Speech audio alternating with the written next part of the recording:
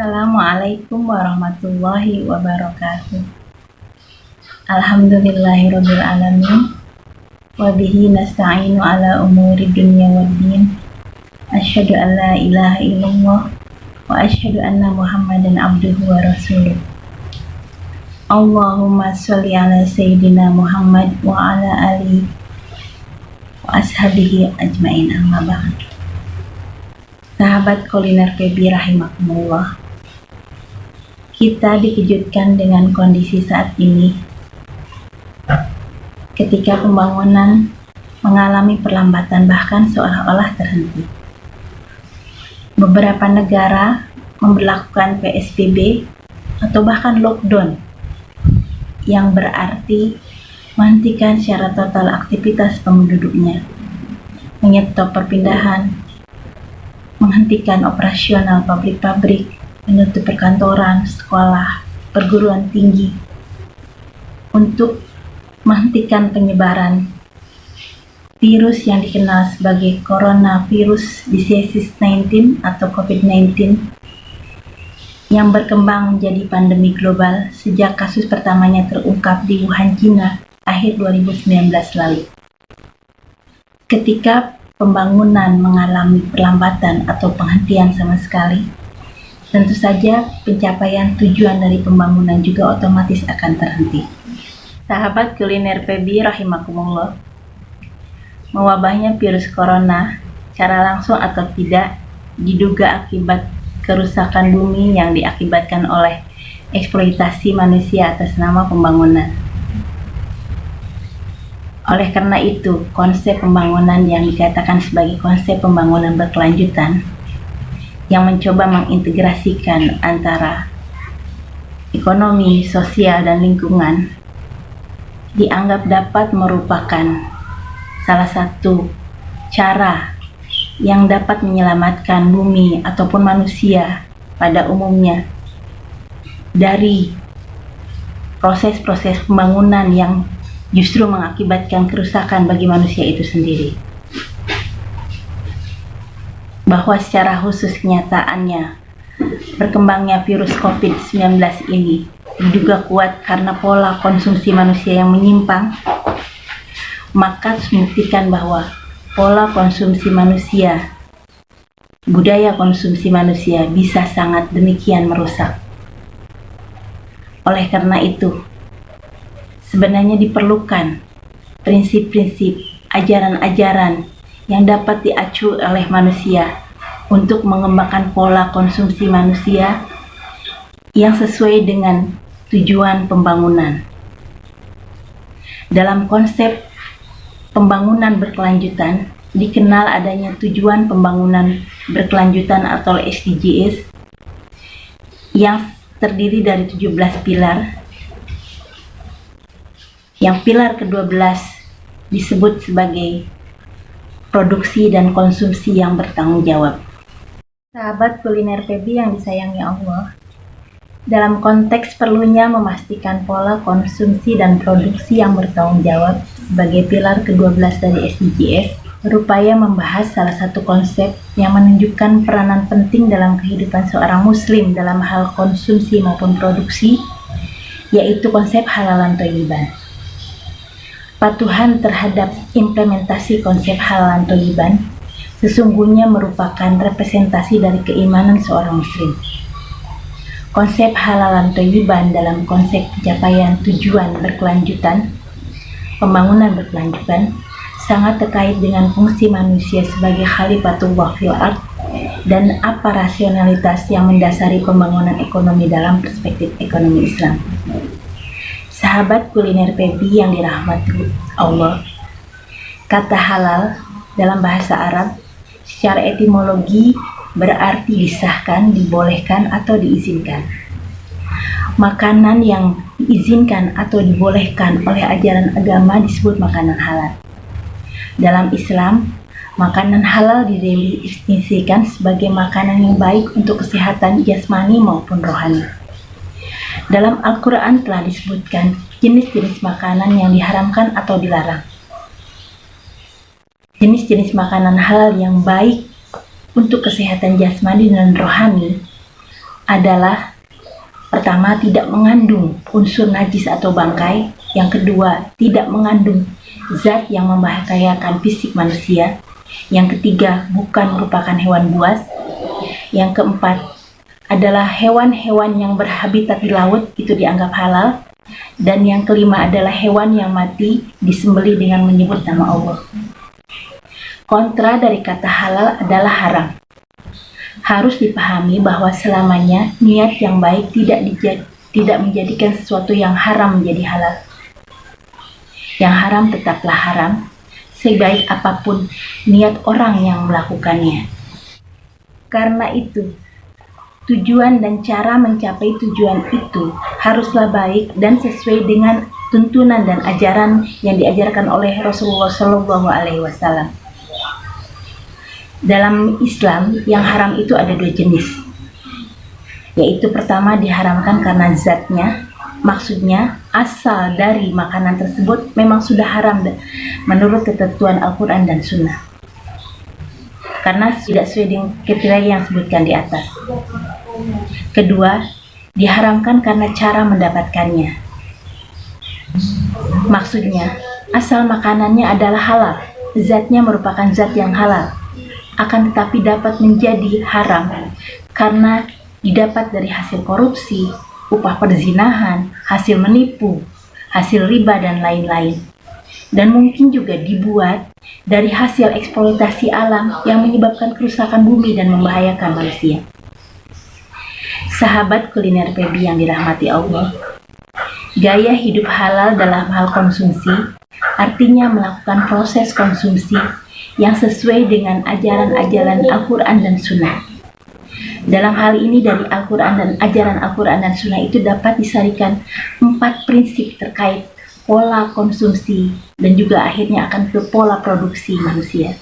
Prinsip yang pertama yaitu prinsip syariah.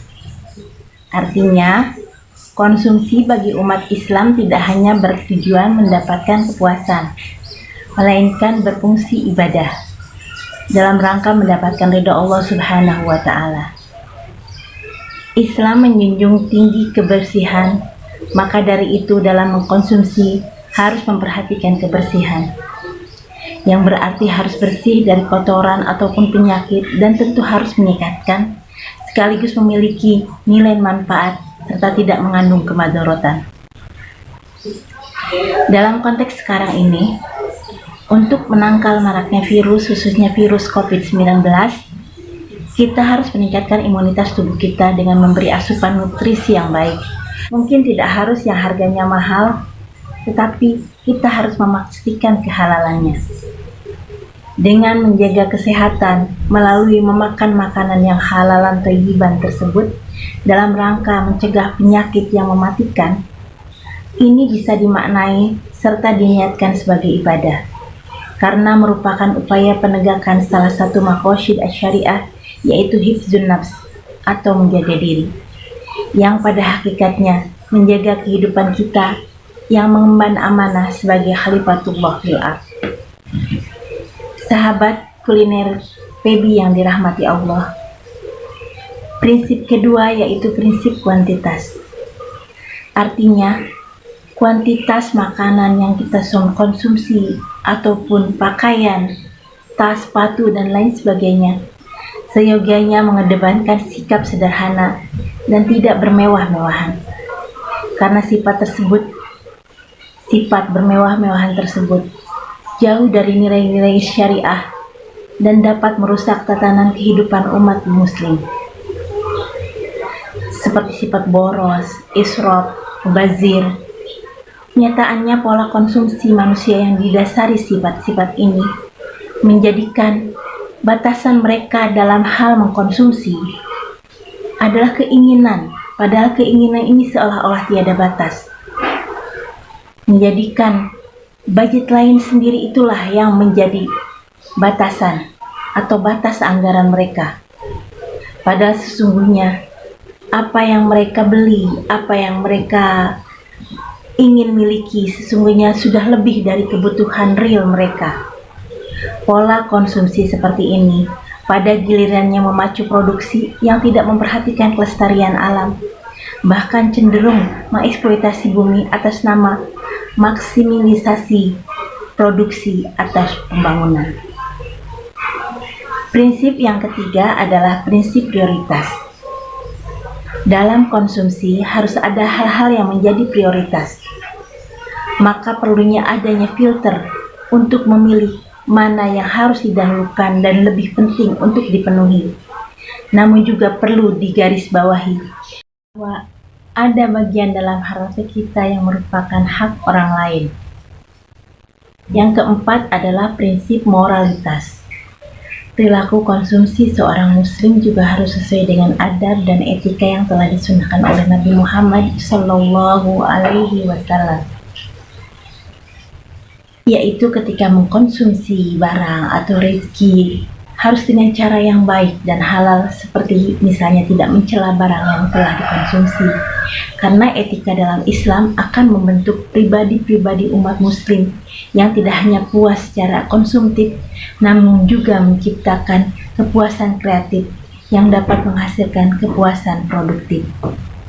Oleh karena itu, segala proses pemenuhan kebutuhan melalui proses produksi dan konsumsi harus dapat menjaga tensi dengan tetap mengedepankan terpenuhinya syarat-syarat yang seimbang antara moral dan material, individual dan sosial, serta nasional dan internasional.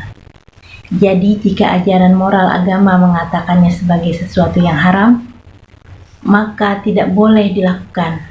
Misalnya mengkonsumsi hewan-hewan buas yang sesungguhnya dapat merusak keseimbangan ekosistem karena mengganggu rantai makanan, atau mengkonsumsi hewan-hewan yang ternyata kemudian terbukti menjadi sumber virus yang membahayakan kehidupan manusia. Sahabat kuliner PB yang dirahmati Allah, dalam konteks inilah sudah saatnya kita mendefinisikan ulang konsep tujuan pembangunan berkelanjutan, khususnya terkait konsumsi dan produksi yang bertanggung jawab, dengan memasukkan ajaran agama, dalam hal ini konsep halalan thayyiban.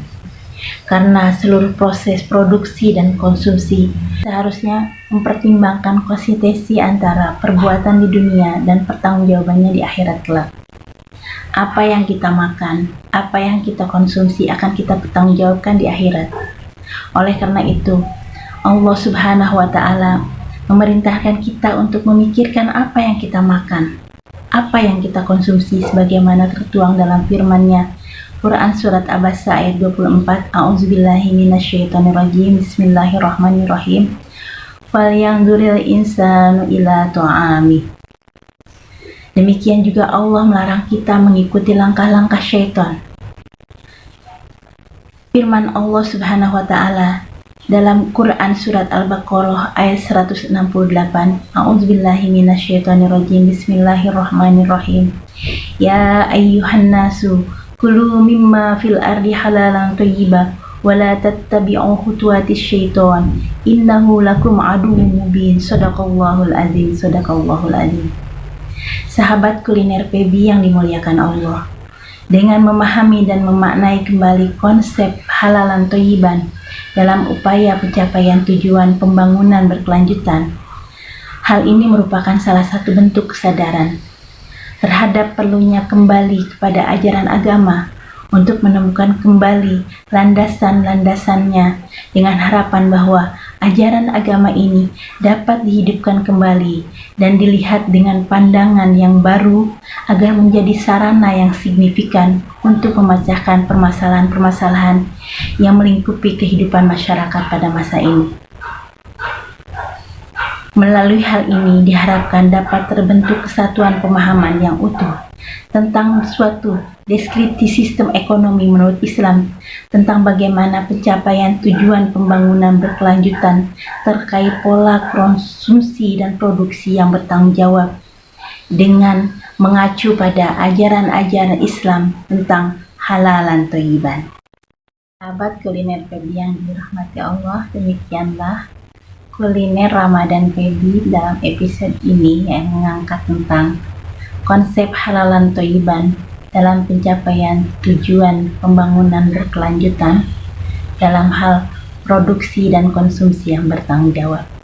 Semoga ada manfaatnya, dan sebelum tutup, saya ingin mengingatkan pada kita semua bahwa stay safe, stay at home, dan ayo adik-adik kuliah di Fakultas Ekonomi dan Bisnis Islam UIN Raden Fatah Palembang.